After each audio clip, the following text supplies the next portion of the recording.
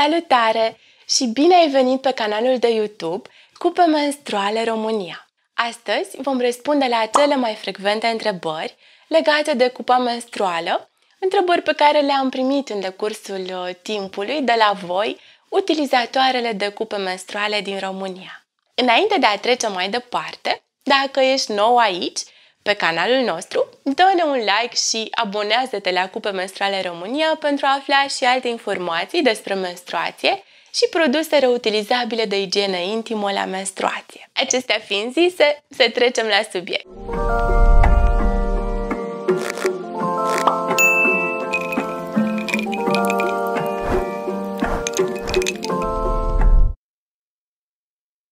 Cupele menstruale sunt fabricate în general dintr-un material utilizat în industria medicală și anume siliconul medical, material ce nu se dezintegrează, nu eliberează molecule în corp și nu este poros. Deci, da, este un material sigur și biocompatibil, adică compatibil cu corpul uman.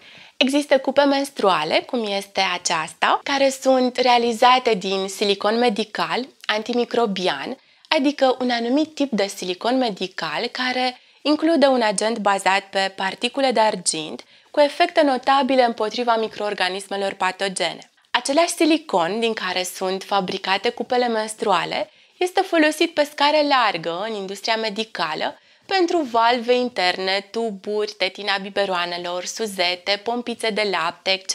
Apropo, siliconul din care sunt făcute cupele menstruale este total diferit de cel folosit la implanturile siliconice folosite pentru augmentarea sânilor. Un alt material din care sunt fabricate anumite cupe menstruale este TPE și acesta este sigur pentru corpul uman, fiind utilizat în industria medicală. Diferite tipuri de cupe menstruale datează din 1896, dar produsele de unică folosință au fost promovate pe scară largă pentru că sunt mai profitabile.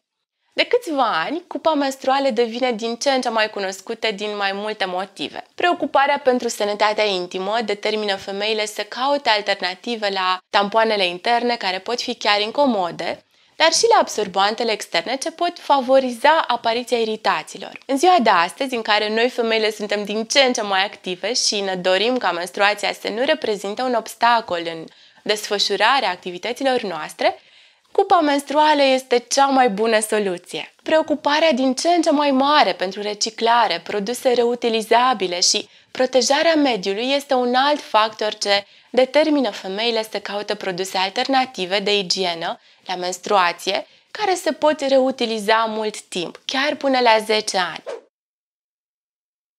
Cele mai multe femei nu au nevoie să golească cupa menstruală prea des, așa că această situație nu este prea frecventă. Dacă totuși ești nevoită să schimbi cupa la o altă toaletă decât cea de acasă, tot ce trebuie să faci este să ai la tine șervețele sau hârtie igienică pentru a o curăța. Se recomandă să clătești cupa cu apă cu prima ocazie. De asemenea, poți avea la tine o sticluță cu apă sau șervețele umede delicate special concepute pentru igiena intimă. Multe femei aleg să aibă în geantă încă o cupă de schimb. În orice caz, acest proces de schimbare a cupei într-o toaletă publică devine mai ușor după primele încercări. Cazurile de sindrom de șoc toxic asociate cu cupa menstruală sunt foarte rare și au fost asociate cu purtarea îndelungată a acesteia, chiar mai mult de 24 de ore. Este recomandat să schimbi cupa la intervalul indicat de producător, de obicei 8 ore, datorită faptului că este foarte comod, o să vezi, se poate petrece uneori să uiți că porți cupa. Există chiar cazul unei femei care a purtat cupa menstruală timp de 14 zile și totuși nu s-a confruntat cu sindromul de șoc toxic. Desigur, aceasta nu este o recomandare și cel mai bine este să respecti indicațiile de schimbare a cupei oferite de producători. Cupa menstruală este un produs de protecție intimă de eficiență mărită. Atunci când este inserată corect, nu vei avea parte de nicio pată sau scurgere pe lenjerie.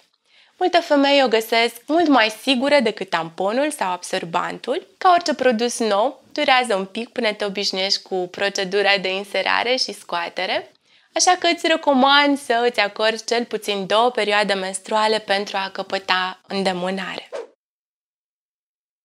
Majoritatea cupelor menstruale sunt fabricate din silicon medical, care este un produs non-poros, ceea ce înseamnă că nu întreține creșterea bacteriilor. Se fierbe în apă sau se clătește în soluție de sterilizare între menstruații și se curăță cu apă de cel puțin 2 ori pe zi în timpul perioadei menstruale. E bine să știi că o cupă menstruală nu afectează pH-ul natural al vaginului. Cupa menstruală se poziționează în prima parte a canalului vaginal, nu în profunzime, precum un tampon. Acest lucru facilitează o scoatere mai rapidă. În plus, majoritatea cupelor menstruale chiar au o codiță, mai scurtă sau mai lungă în funcție de producător, tocmai pentru a avea de ce să o apuci mai ușor atunci când vrei să o scoți. În unele cazuri, cupa poate urca în mod natural mai sus în vagin. Dacă ți se petrece aceasta și nu mai ajungi la codiță, în primul rând, nu te panica. Panica poate chiar determina mușchii vaginali să se contracte și să fie dificil să o scoți. Deci tot ce trebuie să faci este să te relaxezi și să împingi mușchii vaginali până când vei ajunge să simți codița cu degetul. Apoi vei simți baza cupei, o vei devida și o vei scoate cu ușurință. Durata de viață a unei cupe menstruale depinde de garanția producătorului. În general, producătorii garantează o durată de viață de până la 10 ani. Pentru a ști cu exactitate, te rugăm să consulți descrierea produsului tău. Fiecare femeie are preferințele ei. Unele se simt confortabil cu utilizarea aceleiași cupe timp de ani și ani, iar altele vor să-și reînnoiască cupa mai des. Cupa menstruală este un produs igienic de lungă utilizare și trebuie îngrijită cu atenție pentru a o refolosi cât mai mult timp.